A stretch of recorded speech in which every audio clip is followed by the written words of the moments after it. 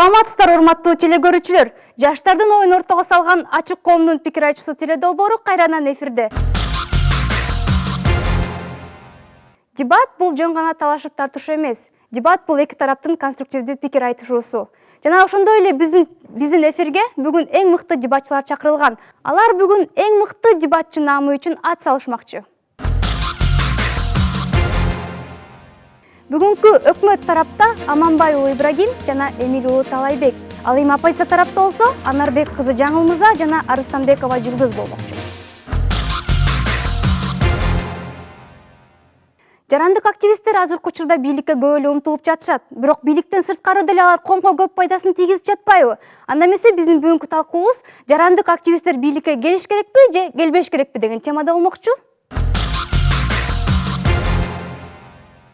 Дебатчылардын сөзү куру болбош үчүн оюнга атайын эксперттер чакырылган. Анда эмесе алар менен тааныштырсак. Мекенчил жаш коомдук фондунун жетекчиси Бекботоев Темирлан жана активдүү дебатчы Өмүрбеков Акылбек. Ал эми оюнду убакыт чөнөө үчүн чакырылган таймкипер Караев Жээнбек. Бүгүнкү талкууну ачып берүү үчүн сөз ырастоочу тараптын башчысына берилет. Саламатсыздар, урматтуу телекөрүүчүлөр, саламатсыздар, урматтуу калыстар тобу жана биздин каршылаш тарапта жана менин ылайыктуу коллегам. Мен Эмил уулу Талайбек, бүгүнкү күндө өкмөт башчысынын милдетин аткармакчымын. Бүгүн биздин позиция бул палата жарандык активисттердин бийликке келүү үчүн саясий күрөштөргө катышуусуна каршы чыгат. Жарандык активисттердин саясий күчтөрдүн же саясий күрөштөргө катышуусу менен бийликке келүүсүнө биз каршы чыкмакчыбыз. Анда эмесе түшүндүрмөлөрдү берип кетейин. Жарандык активисттер деген бул ким? Жарандык активизм деген эмне? Жарандык активист бул кайсы бир мамлекеттин жараны, ошол мамлекеттеги социалдык, саясий, экономикалык жана башка маселелерди көтөрүп, коомдогу көйгөйлөрдү көтөргөн жана ошол коомдогу мамлекет менен бийликтин ортосунда көпүрө боло турган жарандарды биз жарандык активист деп айта алабыз. Жана ошондой эле жарандык активизм ошол жарандык активист көтөрүп чыккан демилгелерди ишке ашыруу механизм катары карасак болот. Башка айтканда, ошол эле маалымат каражаттарынан чыгып, башка бир механизмдер менен өзүнүн демилгесин бийликке жеткирет. Башка айтканда, эл менен бийликтин ортосунда көпүрө болуп эсептелинет. Анда эмесе саясий күрөш деген эмне? Саясий күрөш бул саясий атаандаштык, саясий идеология менен саясий системанын кагылышуусу бул саясий күрөш болуп эсептелинет. Саясий партиялардын кагылышуусу, алардын атаандаштыгы бул саясий күрөш болуп эсептелинет. Ошол эле учурда бийликте болсун же бийликте эмес болсун, бийликте болсо ошол фракциялардын же болбосо саясий лидерлердин кагылышуусу, мунун баары саясий күрөш болуп эсептелинет. Андан биздин позицияны айтып кеттим. Ал эми саясий күрөшкө кимдер барат? Саясий күрөшкө саясатчылар барат. Саясат бул мамлекетти башкаруунун бир ыкмасы, искусствосу. Саясатчы менен жарандык активисттин экөөнүн айырмасын айта кетейин. Жарандык активист бул, айтып кеттим, ал көпүрө катары коомдук көйгөйлөрдү демилгелеп, коомго бир өзүнүн деңгээлинде иштерди алып барат. Ал эми эмне үчүн жарандык активисттер саясий күрөшкө катышпашы керек? Биринчиден, саясий күчтөр жарандык активисттерди инструмент катары пайдаланып кетүүдө деп айтып кетмекчимин. Эмнеге? Жарандык активист бул коомдогу орусча айтканда неофициалдуу, расмий эмес лидерлер. Алардын өзүнүн бир командасы бар. Алардын өзүнүн бир көз карашы бар, позициясы бар, жана принциптери бар. Ошол жарандык активисттерди саясий күчтөр аларды өздөрүнө тартат дагы шайлоолордо, же болбосо кандайдыр бир митингдерде, же болбосо революцияларда пайдаланып кетип жатышат. Бирок биз ошон үчүн жарандык активисттер саясий күчтөргө катышуусуна каршы чыгып жаткансынын бирден бир себеби болуп кетмекчи. Андан кийинки биздин айта кетчү нерсебиз бул пайдалуулук болуп кетмекчи.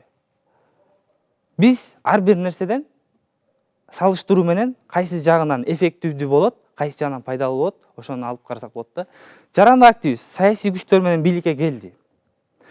Эми ошол бийликке чейинки убактысында мамлекетке, коомго, өзүнүн өрөөнүнө же болбосо өзүнүн элине пайдалуу беле же бийликке жеткенден кийин пайдалуулугун көрсөттү деген суроо коюлат да. Биз эмне деп жооп бермекчибиз? Биз бийликке чейинки жарандык активисттин кылган иштери коомго көбүрөөк пайда алып келет деп айтып кетмекчимин. Эмнеге? Анткени жарандык активист эл менен болот.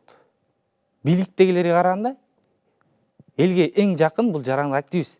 Элдин катмарынан чыккан адам бул жарандык активист. Ошол элдин көйгөйүн өзү сезип, өзү билип, өзү туюп турган адам катары тааныйбыз.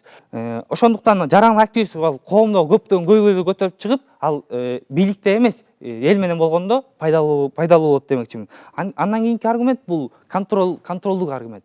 Бул эң негизги эффективдүү көрсөткүч болуп эсептелет да. Анткени жарандык активисттер болбосо, бийлик өзүнүн билгенин кылып, өзү каалаган иштерин кылат да. А жарандык активисттер бул туура эмес, буга каршыбыз, буга макулбуз деп өзүлөрүнүн контролдук бир механизмдерин бийликке карата ишке ашырып турат. Бул да болсо көпүрөөк аттар аткарып келмекчи. Анда эмесе менин сөзүм бүттү. Чоң рахмат. Оппозиция тараптын суроолоруна даярмын. Менин биринчи суроом, сиз айтып кеттиңиз, жарандык активисттер бийликтен тышкары ар кандай коомчулукка пайдалуу жумуштарды кылат деп. Ошону бизге так көрсөтүп кете аласызбы, кайсыл жумуштарды? Жарандык активисттер коомго кандай пайдалуу иштер кылат? Бүгүнкү күндө коомдогу болуп жаткан ар кандай маселелер, мисалы үчүн айтып кете турган болсок, мисалы үчүн кандайдыр бийлик, мисалы үчүн элдин көйгөйүн биз айтып жатпайбызбы? Жарандар жакын билет бийликке караганда. Бийликтегилерге караганда жарандар ала өзү ошол көйгөйдү сезип, туюп турат депчи. Бийлик дайыма туура чечим чыгара бериши мүмкүн эмес. Ал деген жаңылышы мүмкүн. Ошол учурда контролдоп туура жолго салып турган бул жарандык позиция, жарандар болуп эсептелинет. Ошол эле үчүн жарандардын активдүүлүгү болуп эсептелинет да. Эгерде мындай айта кете турган болсок, саясатта көптөгөн иштер болуп жатат. Мисалы үчүн конституцияны өзгөртүү, реформа, кандайдыр бир мыйзам долбоорлорун киргизүүдө жарандык активисттердин демилгелери менен ошол жогорку кеңеште отурган депутаттар же болбосо эл өкүлдөрү, башка чиновниктердин баары ошол жарандык активисттердин оюн, элдин оюн билишет биринчи.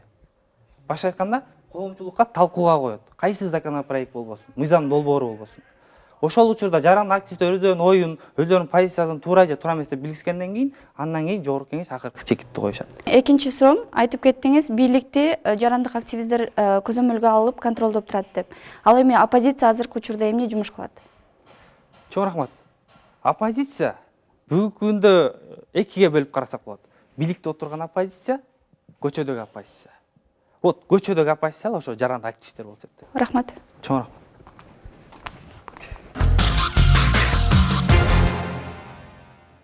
Карама каршы оюн билдирүү үчүн сөз төгүндөочү тараптын башчысына берилет. Саламатсыздарбы, урматтуу көрүүчүлөр, биздин каршылаш тарап ошондой эле менин коллегам. Бүгүнкү күндө биз абдан кеңири белгилүү болгон, абдан актуалдуу болгон теманы талкуулап жатабыз. Биздин ырастоочу тарап эмне деп жатат бизге? Айтып жатышат булар, биз жарандык активисттердин бийликке келүүсүнө же болбосо алардын ошо бийликке келүү үчүн болгон саясий күрөштөргө катышуусуна каршыбыз деп жатат. Биз төгүндөочү тарап буга толугу менен каршыбыз. Эмне үчүн? Эң биринчи эле булардын эң биринчи айтып кеткен нерсеси бул пайдалуулук жөнүндө болду да. Жарандык активисттер качан пайдалуу болот? Бийликке келгенге чейинби же бийликтен кийинби деп. Эмне себептен? Себептегенде демократиялуу мамлекетте эч ким чектебейт бийликти. Ким бийликке келиш керек, ким бийликке келбеш керек деп. Бийликке келүүнүн өзүнүн жолдору бар да, тепкичтери. Мисалы, ар ким ар кандай жолдор менен келет. Бирөө байып акчасы менен келсе, экинчиси жарандык активист катары жүрүп, андан кийин бийликке келиши мүмкүн. Бул жактан биз ушундай нерсени чектеген болуп калабыз, эгерде булардын ой менен алсак. Экинчиси, пайдалуулук боюнча айтканда, негизи биздин өкмөт, биздин оппозиция палатасы бүгүнкү күндө ошол жарандык активисттердин бийликтен кийин бийликтин ичинде жүрүп, мыйзамдарды өзгөрткөнү жакшы деп эсептейбиз. Себеп дегенде, жарандык активист качан сыртта туруп алып жөн эле, мисалы, бул мыйзам жакпайт бизге деп кыйкыргандан көрө, андан көрө бийликтин ичине барып, ошол мыйзамдарды өзгөртүүгө салымын кошкону эффективдүүрөөк деп айтабыз. Анткени себеби бүгүнкү күндө бийлик ооба деп бардык нерсени макул боло берет. Жарандык активисттер болсо сыртта эле кыйкырып калып калышат. Ошол себептен алар бийликке аралашып, бийликке жетип, ошол жактан өзүнүн оюн ишке ашырыш керек. Себептен де биз билебиз, жарандык активисттер булар элдин маселесин, көйгөйлөрүн абдан жакшы түшүнгөн адамдар. Алар ошол жака бийликке барганда элдин мүдөөсүн аткарганга мындай толугу менен, жан дили менен берилген адамдар деп.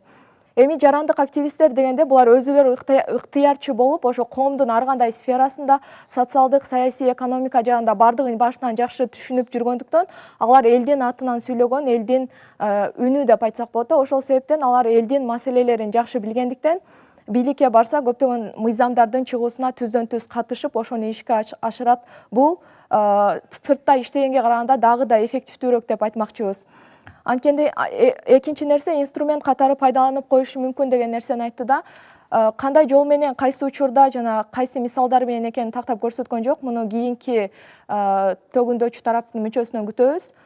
Анан биз инструмент катары пайдаланат дегенге толугу менен каршыбыз. Анткени ар бир адамдын өзүнүн позициясы бар. Ал жака барганда, бийликке барганда бирөөнүн куралы болоюн деп барбайт. Ал жакта өзүнүн идеясын айтып жеткирет. Анткени ал жарандык активист, ал элдин атынан сүйлөгөн адам.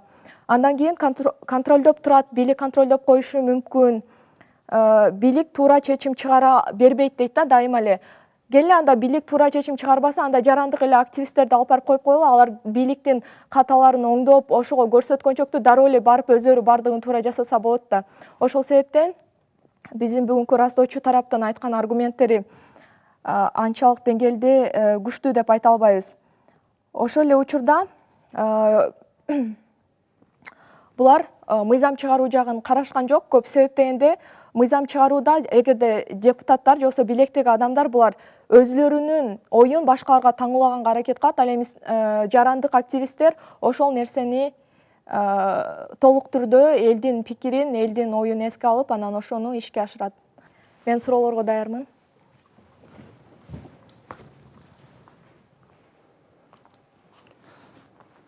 Суроо берип кетсем, сиз жанагы эле сүйлөө речиңизде бир нерсени козгоп кеттиңиз да.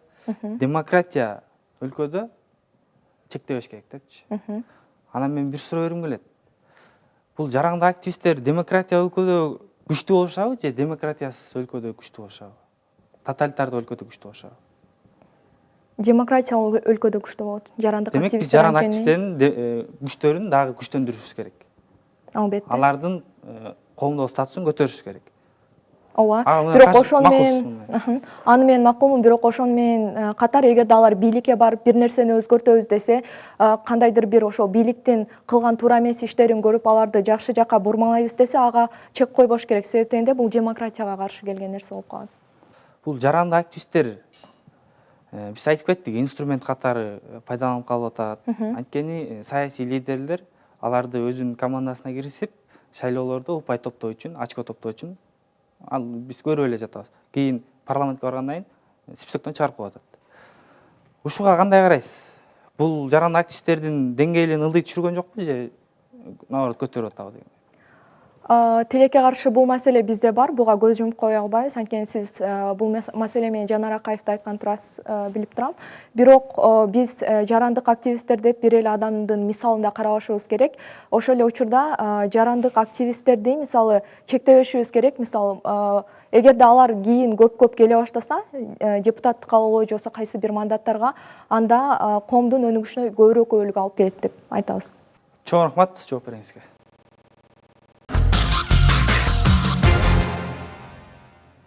Өзүнүн оюн билдирүү үчүн сөз растоочу тараптын мүчөсүнө берилет. Арыбаңыздар, ардактуу телекөрүүчүлөр жана ошондой эле бүгүнкү талкуунун катышуучулары.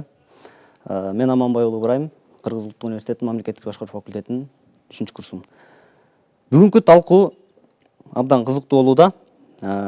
Эми биздин төгүндөөчү тараптын айткандарына бир аз токтоло кетсек, негизи жарандык активисттин мындай келип чыгуу, жарандык активист кандай муктаждыктан келип чыгат?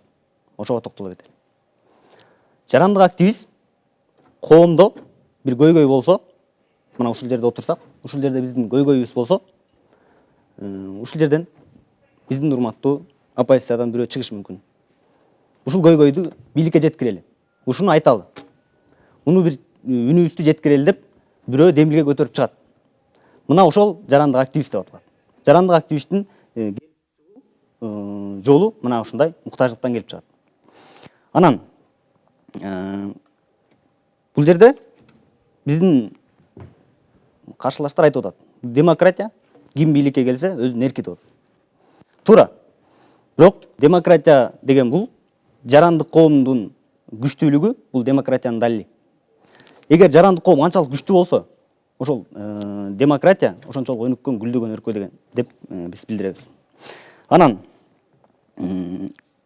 бийликтин ичинде отуруп алып чечкени жакшы деп атышат да. Бийликке жетип, анан бийликтен кийин анан ошол маселени өзү чечиш керек деп атат. Аябай жакшы айтты да, бул жердечи кооздоп бийликте өзү маселени билет, чечет, барып бийликти өз колуна алгандан кийин ошол маселени чечүүгө мүмкүндүк алат деп айтты. Бирок бул дебири ошондой болгон менен де факто мындай эмес. Мен кандай экенин мен азыр далилдеп берип кетем. Биринчиден, мен жарандык активист болсом, мен саясий күрөштөргө катышуу үчүн болуп жаткан саясий процесстин бир тарабын колдошум керек. Демек, мен кайсы бир саясий күчкө кошулушум керек. Жалгыз эч нерсе кыла албайм. Мен кошулгандан кийин мен бир саясий лидерим болот. Мен ал лидердин позициясын бир деп экөөбүз кошулуп чогуу аттанабыз. Ал кишинин артынан бийликке келгенден кийин. Мен ошол жерде оозум байланып, кол бутум чалып калат. Кантип? Анткени мени бийликке алып келген бирөө бар. Мен өзүм келген жокмун. Себеби мен бир күчтөр тарабынан бийликке келдим. Мен ал нерсени жаза деген жазап, айт деген айтууга муктаж болуп калам. Анткени деген, эгер андай кылбай койсом, мени алар кызматтан ажыратып коюшат.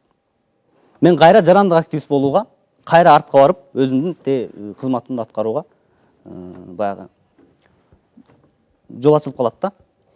Ошондой болбош үчүн жарандык активист чыныгы пайдасын алып келиш үчүн бул коомдо бийликке келип, бийликке көз каранды болуп, бийликтин сөзүн сүйлөп, бийликтин камчысын чаппай, өзүнүн оюн ачык айтыш үчүн, өзүнүн оюн билдирип, өзүнүн элдин көйгөйүн, элдин мүдөөсүн аткарыш үчүн жанагындай өзүнүн жарандык деген активист деген статусу менен гана калып, бийликке барбай койгону бул элге баягы пайда десек болот. Эми бул жерде айтып атат, инструмент катары көргөзүп берген жоксуңар деп атат да.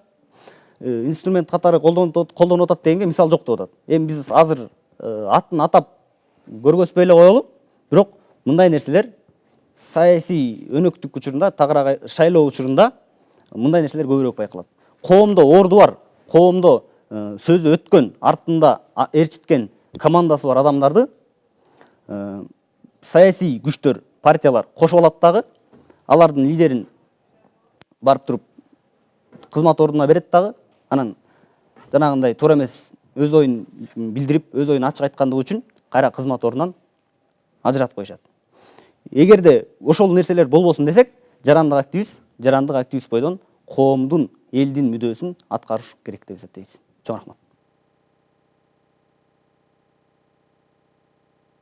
Өзүнүн оюн билдирүү үчүн сөз төгүндөчү тараптын мүчөсүнө берилет.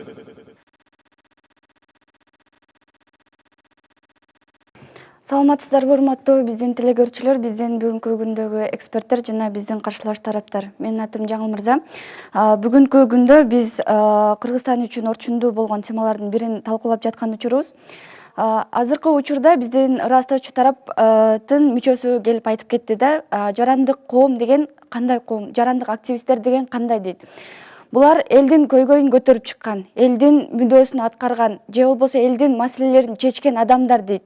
Өз оюн ачык билдирген, жана митингдерге, революция же болбосо кандайдыр бир иш-чараларды аткарган адамдар дейт.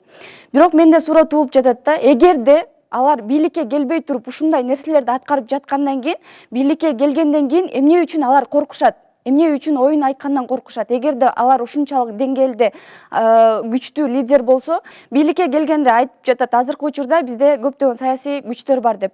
Саясий күчтөрдү биз айтып атабыз, ал адамдын өзүнөн келет дагы, кайсыл идеология жагып атат, кайсыл идеологияны колдойт, ошого барып өзүнүн идеяларын, өзүнүн Кыргызстанды же болбосо кайсы бир мамлекеттин эмеси болсо дагы өнүктүрөм деген адамдар келсе, ал жерге барганда да өзүнүн ойлорун ачык айтуудан же болбосо идеяларын берүүдөн келгиле муну өнүктүрөлү, келгиле бул тарапта мындай маселе козголуп жатты эле, ушул нерсени карап көрсөк кандай болот деген багыттоолорду көрсөтөт да. Мен ушул нерсени дагы бир кайталап башынан айта кетсек, көрсөтүп берсек, пайдалуу дейт да, жарандардын арасында эле бир коомчулукта эле карапайым элдин катарында эле жүрүп жардам берсин, бийликке келгенде эч кандай өзгөрүлбөйт дейт. Жок туугандар, мисалы үчүн эгерде бийликке келгенден кийин ал кандайдыр бир жаңы мыйзамдарды киргизүүгө, элдин арасындагы кандайдыр бир көйгөйлөрдү ошол бийликке келгенден кийин киргизе алат. Мисалга алып кетели. Мен алыскы Баткен районунан дейли. Баткенде баягы территориялык баягы талаш тартышуу деген маселе көп жаралган. Мен бийликке келдим, мен ошону козгой берем да, келгиле туугандар, ал жакта кыргыздар же болбосо биздин мекендештерибиз аябай кыйналып атат.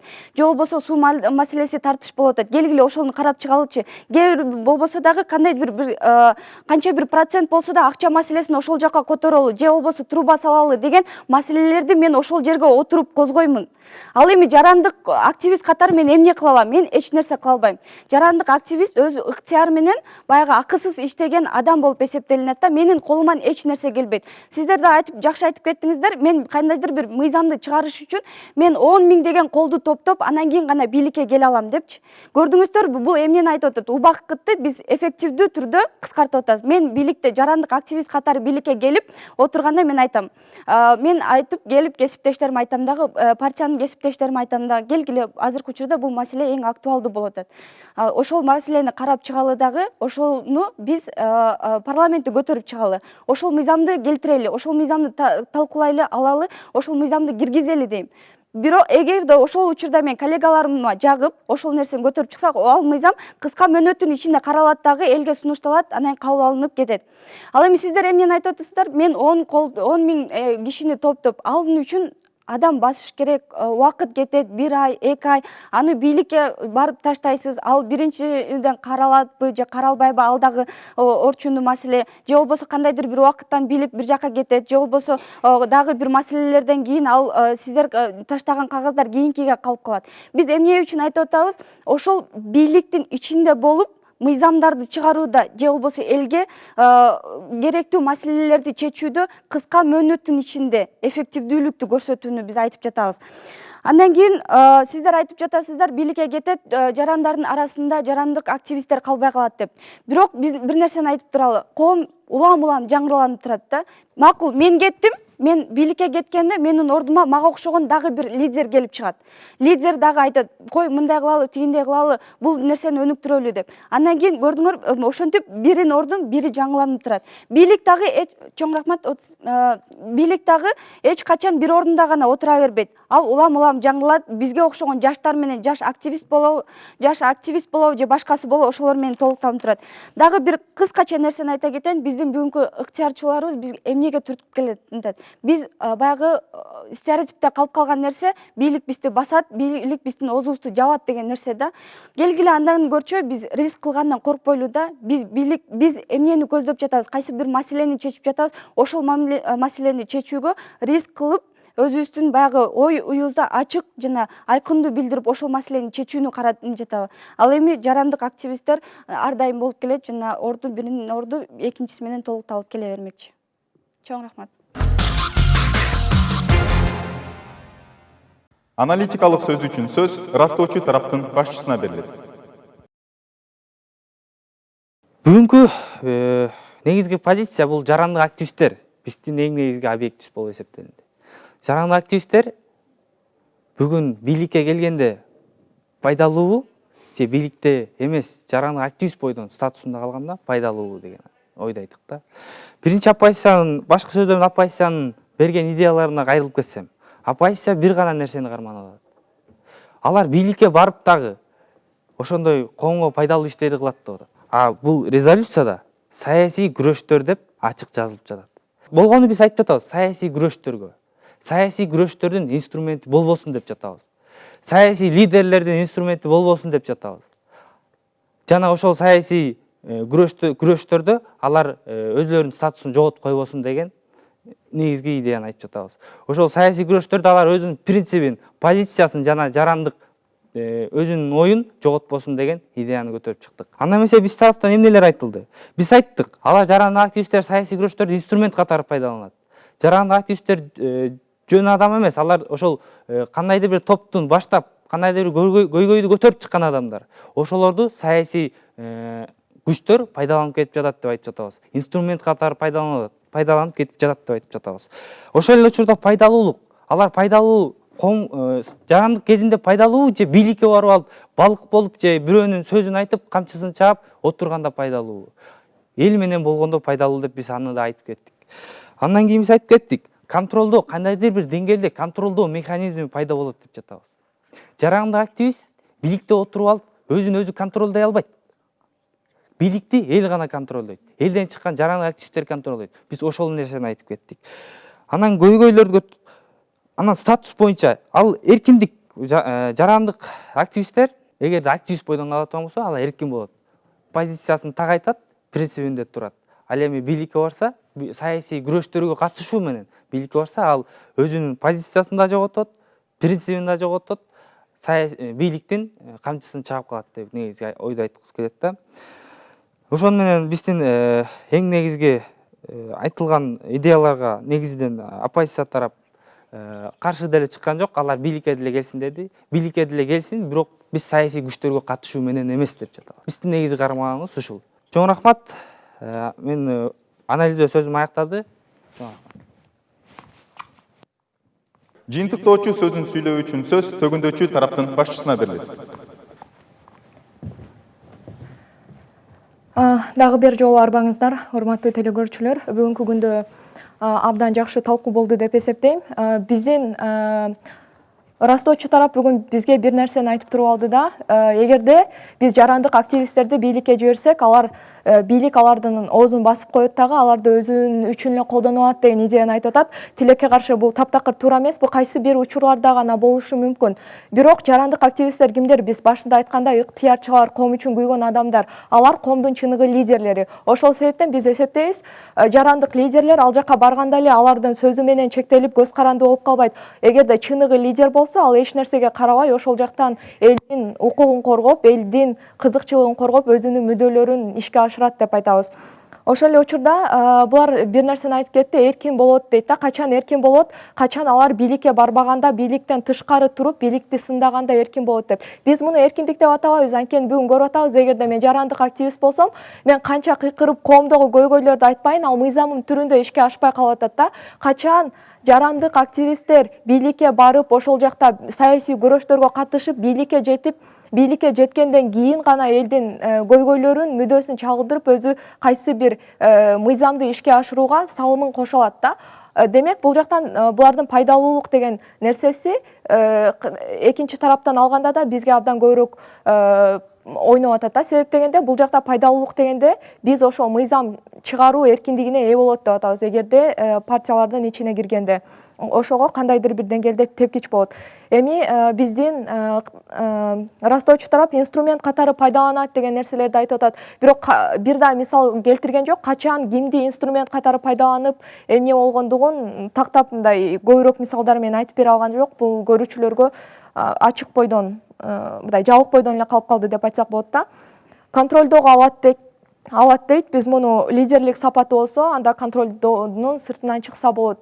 Тескерисинче, аларды да контролдосо болот деген нерсе менен жокко чыгармакчыбыз. Негизинен биздин айтайын деген нерсе, бүгүнкү күндө жарандык активисттер коом үчүн күйүп, коомдун баягы коом үчүн күйгөн адамдар болгондуктан, мисалы Че Гевара кайсы бир учурда деле революция жасаганда, демек ушул сыяктуу адамдар коомго келиш керек жана ошондой эле саясий күрөштөргө катышышы керек. Алардын демократиялык мамлекетте толук бийликке катышууга, ал жакта мыйзам чыгарууга жана ошондой эле өздөрүнүн оюн айтууга укугу бар. Аларды биз эч качан чектебешибиз керек.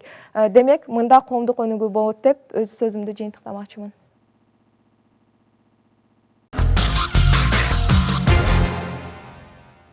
Саламатсыздарбы, урматтуу телекөрүүчүлөр, дебат сүйүүчүлөр. Бүгүн абдан жакшы, кызыктуу, актуалдуу бүгүнкү күндө тема талкууланып атат. Негизинен катышуучулардын даярдыктары жана келтирилген аргументтери жөнүндө токтолуп кете турган болсом, биринчи өкмөт тарап талай менен ыбырай аябай дегендей даярдыктары жакшы экен. Баягы аргументтерди келтирип кетишти. Ал эми кыздардын командасы бул Жылдыз менен Жаңыл мырза дагы даярдыктары жаман эмес, жакшы. Ошол эле убакта мынакей биздин коомдук активисттер, жарандык активисттердин кандай болуп барыш керек, мындай коомдо ошондой эле жүрө берип, анан кандай алар картайыш керекпи, алар дагы мисалы үчүн мекенин сүйгөн мекенчилдер, анын арасынан дагы көп жакшы жумуштарды кылып жүргөн баягы инсандарыбыз бар. Булар болуп келген, мындан ары да боло берет деген мындай жакшы мындай сөздөрдү айтыш керек эле. Айтсаңар болмок. Ошол жагынан кичине азыраак кыймыл болуп калды. Мына өкмөт тарап айтты, келгенден кийин алардын сөз эмелери бугулуп калат депчи. Бирок биз азыр практикада көрсөтүп атат, кээ бир жаш биздин депутаттарыбыз барып, бирок балык боло эле отурбастан өзүнүн эркин сөздөрүн айтып, жада калса партиядан дагы чыгарылган эмелер болуп атат. Ошондуктан жарандык активисттердин ролу аябай чоң. Ал жөнүндө дагы бир кенен сөз кылсаңар мындай жакшы болмок да. Бирок абдан жакшы, кызыктуу оюн болду. Саламатсыздарбы, урматтуу телекөрүүчүлөр. Бүгүнкү дебаттын катышуучулары абдан жакшы деңгээлде дебат болду. Эми жалпы оюн боюнча комментарийлерди айтып кетсек, жалпысынан бүгүнкү күндө эмнелер айтылыш керек болчу жана эмнелер айтылды. Бүгүн ошо өкмөт эмес, ырастоочу тарап бүгүнкү күндө ошол жарандык активизм деген ушу институттун кандай түрдө жабыркап жаткандыгын ушу бизге, элге көрсөтүп берсе болмок да. Анткени мисалы Түкүрбек деген бир жарандык активистибиз болсо, анан ал үй жоктор партиясына кошулуп, элдин ишеничин мурда кирип алган, анан келгиле ушул партияга шайлайбыз, баарыбыз үйдө болобуз деп, анан ошол партияга келип шайлоону жеңгенден кийин элдин баарын алдап кетип, элдин баары бүгүнкү күндө жарандык активисттерге ишенбей калып атабы? Жарандык активисттер жок болсо, алардын коомдогу ролу кандай? Жарандык активисттер бар болсо, бүгүнкү күндө бизде чын эле демократияга дагы бир кадам жасай алабызбы? Же болбосо чын эле Кыргызстанда демократиянын өспөгөнүн ушу именно дал ошол жарандык активисттерге болгон ишеничтин жоктугунан айынан болуп атабы? Ушул жөнүндө дагы терең кирсеңиздер болмок. Ал эми биздин булардын каршылаш тарапташы, төгүндөчү тарап болсо, ооба, балким ошо инструмент болуп бийликке барып атат, бирок ошол барганы бүгүнкү күндө жаш жарандык активисттер үчүн сабак болуп жатпайбы? Биз бүгүнкү күндө түшүнүп атабыз, сен кайсы бир партиянын ичине кирсең, сен ал жакта курал болуп калат экенсиң. Ошондуктан мен бүгүнкү күндө саясий активизмге аралашып, ошол күч менен барамбы же барбаймбы? Бул мен жеке тандоом катары мен тандашым керек. Эгерде мен чын эле кайсы бир саясий идеологияны бөлүшсөм, мен ошого кирем деп чечим кабыл алсам, ал чын эле жарандык активист катары кала алабы, нейтралдуу болуп, же кала албайбы да? Ошол дагы өтө маанилүү нерсе да. Анткени адам жеке позициясын өзгөрткөндөн кийин ал жарандык активист болобу, фермер болобу, ал ошол партиянын идеологиясын чын эле бөлүшсө, анда ал ошолор үчүн дайыма жүрүш жасаганга, аларды колдогонго дайыма даяр болот да. Демек бүгүнкү күндө ошо жарандык активизм деген институт жакшы иштеп жатабы же жаман иштеп жатабы? Ошол жөнүндө жалпысынан ачылган жок, бирок элдерге бүгүнкү күндө коомго кандайдыр деңгээлде жакшы пайда алып келди деп ойлойм. Бул дебатта дагы негизги чекиттер козголуп кетти. Чоң рахмат оюнуңар үчүн.